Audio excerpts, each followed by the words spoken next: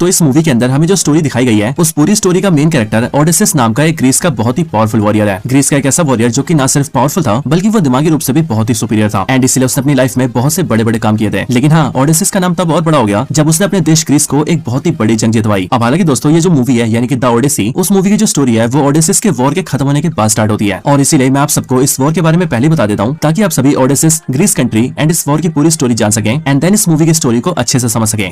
तो इस कहानी की शुरुआत होती है आज से करीब 3000 साल पहले से। इस समय में ग्रीस कंट्री के अंदर एक बहुत ही बड़ा किंगडम हुआ करता था एंड उसी साम्राज्य के राजा का नाम था मेनेलस। अब इसी राजा मेनेलस की एक वाइफ थी जिसका नाम था हेलेन और उसकी वाइफ हेलेन के बारे में ये कहा जाता था कि वो उस समय की सबसे खूबसूरत औरत थी। अब इसी ग्रीस साम्राज्य से काफी दूरी पर एक दूसरा साम्राज्य था जिस साम्राज्य का या फिर यूं कहें जिस किंगडम का नाम था ट्रॉय। और इसी ट्रॉय साम्राज्य का जो राजा था उसके 3 बच्चे थे जिनमें से जो उसका तीसरा बेटा था उसी को ग्रीस की रानी यानी कि मेनेलस की वाइफ हेलेन पसंद आ जाती है एंड वो उसे पाने के बारे में सोचने लगता है। अब दोस्तों यहाँ पर मैं आपको बता दूं कि अगर आप ये सोच रहे हैं कि ट्रॉय कहाँ पर है, तो ट्रॉय बेसिकली टर्की देश के अंदर हुआ करता था एंड उसी ट्रॉय का राजकुमार हेलेन को पाने के लिए सीधा ग्रीस चला जाता है और उसे वहाँ से भगाकर अपने साथ ले जाता है। अब मेनेलस की वाइफ हेलेन भी बड़े आराम से ट्रॉय के राजकुमार के साथ भाग जाती है जिसके बाद वो दोनों सीधा ट्रॉय आ जाते हैं। लेकिन अगले दिन जैसे मेनेलस को ये पता लगता है कि उसकी वाइफ को ट्रॉय का राजकुमार भगाकर ले गया है, तब ये बात जानते ही वो गुस्से से आग बबूला हो जाता है और वो अपने साम्राज्य में घोषणा करता है कि अब वो सीधा पूरे ट्रॉय साम्राज्य पर हमला करेगा और पहले वो उन्हें हराएगा और पूरे ट्रॉय साम्राज्य को हराकर अपनी पत्नी हेलेन को वापस लेकर आएगा। अब ऐसा करने के लिए मेनेलस अपनी आर्मी को तैयार करता है और दोस्तों मेनेलस की इसी ग्रीक आर्मी के अंदर ही एक बहुत ही पावरफुल और बहुत ही समझदार सोल्जर होता है जो कि अपने स्किल्स और बहादुरी के दम पर इसी ग्रीक सेना का सेनापति बन चुका होता है और इसलिए मेनेलस ओडेसिस को पूरी आर्मी सौंप देता है एंड उससे कहता है कि वो ट्रॉय साम्राज्य को बर्बाद कर दे और उसकी रानी को वापस लेकर आए। लेकिन दोस्तों यहाँ पर ही सबसे बड़ी प्रॉब्लम होती है और वो इसीलिए क्योंकि ट्रॉय साम्राज्य अपने आप में बहुत ही ज्यादा पावरफुल होता है एंड उनके किंगडम की जो दीवारें होती है वो बहुत ही बड़ी एंड बहुत ही ज्यादा स्ट्रॉन्ग होती है और इसलिए जब ओडेसिस अपनी पूरी आर्मी लेकर उन पर अटैक करता है तब वो लाख कोशिशों के बाद भी उनकी दीवारों को तोड़ नहीं पाते हैं। इसके साथ ही ट्रॉय के पास भी अपनी बहुत बड़ी आर्मी होती है एंड इसलिए आर्मीज के बीच में लड़ाई होती है जिस लड़ाई में दोनों किंगडम्स के बहुत सारे वॉरियर्स मरते हैं। अब ऐसा करते करते कई साल बीत जाते हैं और जब साल बीतते बीतते 10 साल हो जाते हैं तब ग्रीस कंट्री की हालत बहुत ज्यादा बुरी हो जाती है क्योंकि वॉर को लड़ना बहुत ज्यादा एक्सपेंसिव होता है जिस वजह से उनके पैसे खत्म होने लगते हैं, सोल्जर्स को खाना और राशन मिलने में दिक्कतें आने लगती है और तो और ग्रीस के बहुत सारे सोल्जर्स मर भी चुके होते हैं और इसे देखने से ऐसा लगता है कि शायद सब इस पूरी वॉर को ग्रीस हारने वाला है। लेकिन तभी यहाँ पर ही ओडेसिस एक प्लान बनाता है और इस प्लान के अंदर वो एक बहुत ही बड़ी लकड़ी के घोड़े को तैयार करवाता है जिस लकड़ी के घोड़े को वो अंदर से पूरी तरह से खोखला रखता है एंड इस घोड़े को तैयार करने के बाद वो अपने कई सारे सोल्जर से कहता है कि वो उनकी सारी शिप्स और सामानों को लेकर यहाँ से वापस ग्रीस चले जाएं एंड उनको भेजने के बाद ओडेसिस अपने साथ बहुत सारे पावरफुल सोल्जर्स को उसी घोड़े के अंदर घुसा लेता है। जिसके बाद जैसे ट्रॉय साम्राज्य के सोल्जर्स वहाँ पर आते हैं तब वो नोटिस करते हैं कि ग्रीक के सारे सोल्जर्स अपने अपने शिप्स को लेकर वापस जा चुके हैं और इसलिए ये देखकर उनको ऐसा लगता है कि शायद से इस जंग में ग्रीस ने अपनी हार मान ली है और हार के एक तोहफे में उन्होंने इस लकड़ी के बड़े से घोड़े को उनको सौंप दिया है। इसके बाद ये ट्रॉय साम्राज्य के सोल्जर्स उस घोड़े को उठाकर अपने साथ ले जाते हैं एंड उसे ट्रॉय के अंदर रखते हैं। साथ ही साथ वो सब लोग बहुत ही ज्यादा जश्न मनाते हैं कि इस जंग में उनकी जीत हुई है। लेकिन अब जैसे दिन से रात होती है और ट्रॉय के अंदर सारे लोग सो जाते हैं तब वैसे ओडेसिस इस लकड़ी के घोड़े का दरवाजा खोलता है और अंदर से सैकड़ों सोल्जर्स बाहर निकलते हैं जिसके बाद वो सभी देखते देखते ट्रॉय साम्राज्य के सारे सोल्जर्स को जान से मार देते हैं और ऐसा करके जिस जंग को वो लोग 10 साल से भी नहीं जीत पा रहे थे उस पूरी जंग को एक